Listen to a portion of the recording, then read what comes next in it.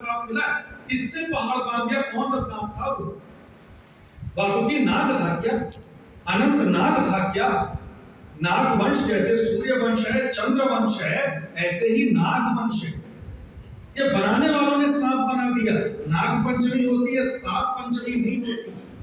कभी कभी चित्र बनाने में, प्रतीक बनाने में हम बना बैठते हैं और देखने वाला बिना जाने उसको ये समझ बैठता है कि कुंभ का मतलब केवल और केवल घड़ा।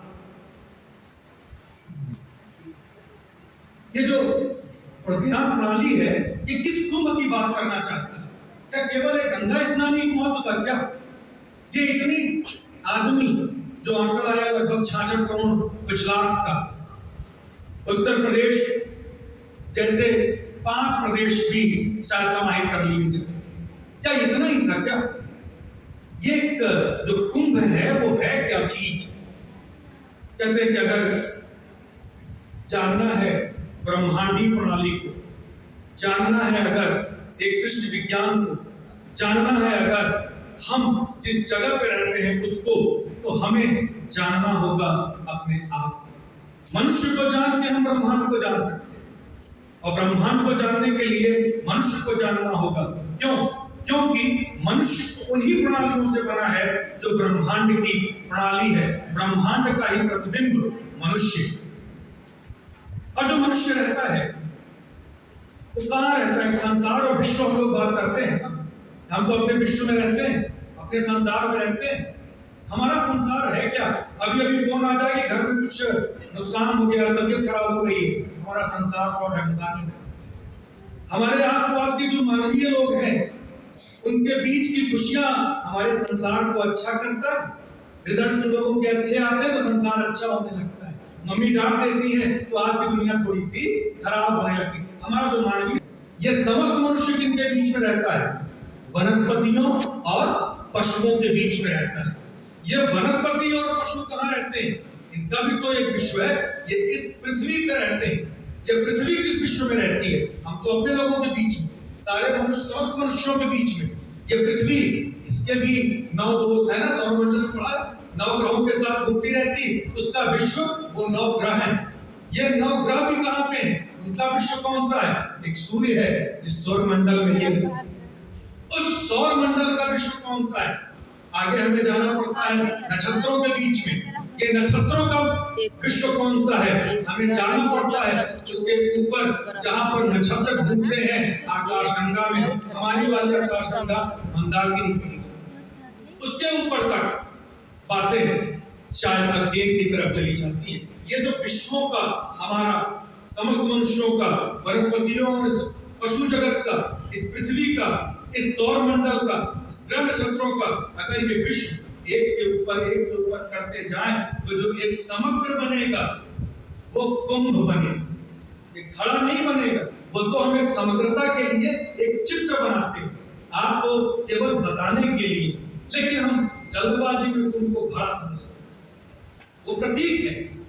कुंभ एक समस्त ब्रह्मांड प्रतीक है इस विश्व के परम तत्व।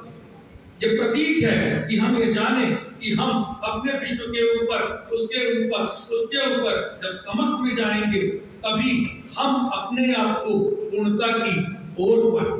ये प्रणाली बनाती है कि हम ये जाने कि हम कहाँ हैं, और ये जाने कि हम जहां हैं वहां का हमारा कर्तव्य क्या है। मेरा स्थान तय करता है मेरे कर्तव्यों को।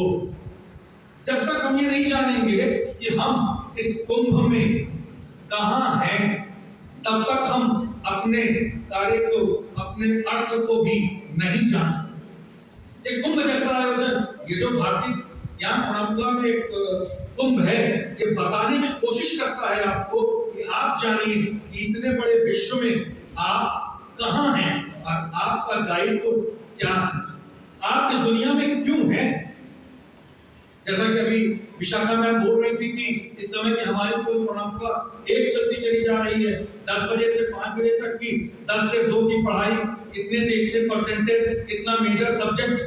क्या केवल इतना ही काम हमारा? एक फूल का काम तो सुगंध देना है, एक लोहे का काम एक औजार बना देना है, इस माइक का काम आवाज को दूर तक पहुंचा देना है। इतने जो हम लोग बैठे हैं, इसका क्या काम है? कभी सोचा था? केवल इतना ही कि क्या करें, अब आपका कार्य नुमाया कर गए, बीए किया, नौकर हुआ, पेंशन लिया और मर गए। केवल इतना ही हमारा अर्थ है कि हम केवल और केवल नौकरी करें या कुछ चार पैसे कहीं से भी पा लें, इसी के लिए इस पृथ्वी पे हमारा अस्तित्व था। क्या हमारा अस्तित्व केवल और केवल शिक्षा तक ही था? क्या जिसके पास शिक्षा नहीं है वो मनुष्य नहीं है क्या?